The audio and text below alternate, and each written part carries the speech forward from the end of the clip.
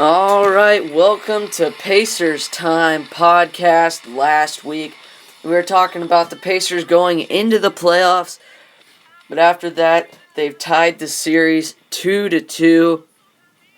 Had Game 3 and Game 4 this week. Game 3 was not very good. That got a lot of critics talking about the Pacers and how they might even give up this series. They lost that game 98-85 on the road. Then yesterday they did a little bit better. They got a 3-point 91-88 win on the road. I'm here with John Parkinson, and John, after this week they played awful. Do you think that the Pacers season could possibly be over sometime soon? They have not been playing the way that anybody wants them to play. Even critics, they want them to play better so they can have something to talk about other than the Heat, even though they only talk about the Heat anyway. But I think they can still do it. They're getting that tenacity back. I still think it's Roy. Roy's the problem. Get Jan in more minutes. I still think Roy's the problem. Do you think that the Pacers could possibly beat the Heat if they could get there? They can definitely beat the Heat. What I noticed was in the regular season, near the end of the regular season, that intense losing streak they had, the only team they beat was the Heat. So I think that if they make it to play the Heat, then they're actually going to care more because everybody's on their back. Everything's all the weight of the world is on their shoulders when they're playing the Heat, and if they lose, they're dead. All right, so earlier this week, the Pacers had a little bit of problems between Evan Turner and Lance Stevenson. Is this just a total breakdown? I don't know. I think it's just some frustration that they're not playing as well as they should be. It's just frustration out of that they just want to win, and I think it's still from Danny Granger. I think it's still from Danny Granger because Evan Turner just came onto the team with it was just a shock. I mean, it was shocking that we got rid of Danny Granger, but Evan Turner and they're fighting for a position too. They're fighting for a starting position, even though Evan Turner's probably never going to get it. But they're fighting for a position, so I think that led to that fight, is that it's just frustration and they're fighting for a spot on the team. So when a losing streak comes about, a lot of heads turn towards the coach. Earlier this week, Frank Vogel said that he was fighting for his job. Pacers general manager kind of reassured him that he was going to be able to keep the job. But do you think, is this really crunch time for Frank Vogel? It is. If Frank can't get them going, nothing else can. And the players on the team have lost interest. If Frank Vogel can't get their interest going again, I don't see a way out. With Frank's style, it's more defense, rebounding. It's more defense. But then we saw earlier in the week against the Clippers and the Warriors, it was absolutely crazy. DeAndre Jordan had 22 rebounds. Blake Griffin grabbed, 12 rebounds. And it was still an extremely close game. Does Frank Vogel's style of play, does that still work in the NBA now? He's an old school guy. He's a guy who preaches defense. He preaches getting offensive boards, blocking out. I mean, the NBA is the league of scoring right now. It's a league of scoring. Everybody scores 10, 20 points a game, sometimes 40, 50. It's insane. But the NBA's league of scoring, and Frank Vogel's style is old school.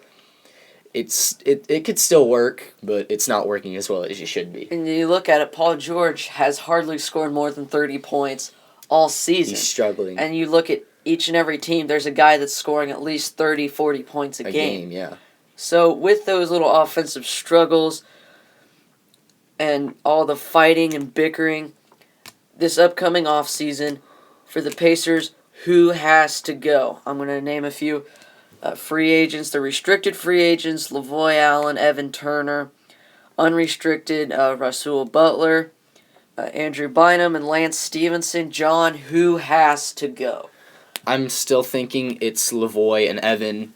I know they're restricted, and we got rid of Danny for them, but they haven't done hardly anything at all. I mean, Evan Turner tried to bring back that tenacity to the defense, and he got a little scoring in. Lavoie hasn't produced much. We've just paid him to sit on the bench. But if we get rid of him, it'll open up a lot of cap room for free agents. From the unrestricted, I'm on the fence about Rasul. He brings good bench production. He's an amazing 3-point shooter. Mentor experience. And he's experienced. He can mentor the team. He's the third oldest player on the team, 8 years. But I'm on the fence about him. With Andrew Bynum, I think we should re-sign him, but then trade him for somebody better that would get paid less, would take less money for the job. And Lance Stevenson's an obvious yes, we need to keep him. All right, so those are the Pacers free agents, and with offensive scoring problems, who could the Pacers bring on to help them boost their offense and kind of get this program back in gear? Well, I got 6 guys that I've named off. I got Sean Livingston from the Nets. I think he could bring that. He's a fancy kind of guy. He does some fancy shots. He's like a Tony Parker. He does some fancy shots, and even though he's same age as Rasul, so if we do happen to get rid of Rasul, we could bring that same type of experience to the Pacers.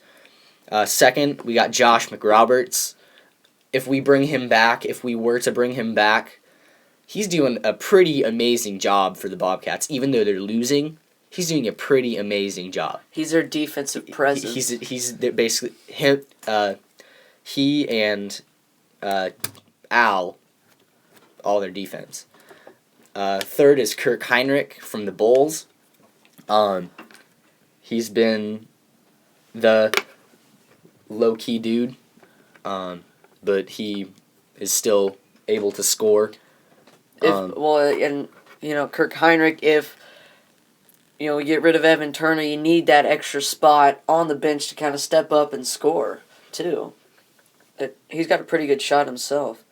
But even though he's a low-key dude, but I think he'll be able to get some scoring in. Fourth, C.J. Miles from the Cavaliers.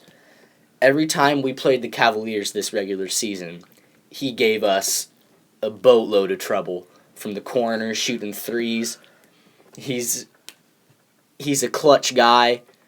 When the Cavs beat us those 2 times, he was just on fire from the corner. I think he can bring that shooting when Paul George gets off, when Lance Stevenson gets off shooting. They can bring that back. He can bring that shooting back. Fifth is Jordan Hill from the Lakers. He's an aggressive guy. He can grab the big rebounds we need. He can help out Roy when he's in a bad streak, like right now. Jordan Hill would be able to pick up the pieces and pick up from where he's left off, kind of like what Jan Mahinmi's doing right now. And sixth, it's a long shot, but Marcin Gortat from the Wizards. It's a long shot, but he's a good player. We should at least take a look at him. He could bring some big offense to us. He's a scoring big man.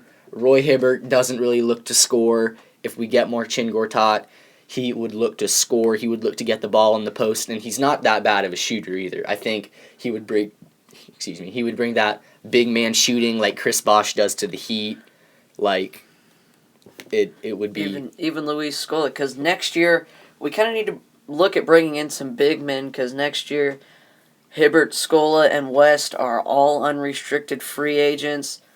Got to kind of look at building the big man area, and it's next it's week, hard to find good big men. Yeah, next week we'll be talking about Roy Hibbert and is he worth keeping. Also next week we'll talk about breaking down the Atlanta Hawks and Pacers playoff series, whether the Pacers move on or lose. We will have loving and kind words for the Pacers if they win, and horrible, mean words if they lose. Don't worry, no cursing. Please tune in next week to Pacers Time podcast. Have a wonderful week.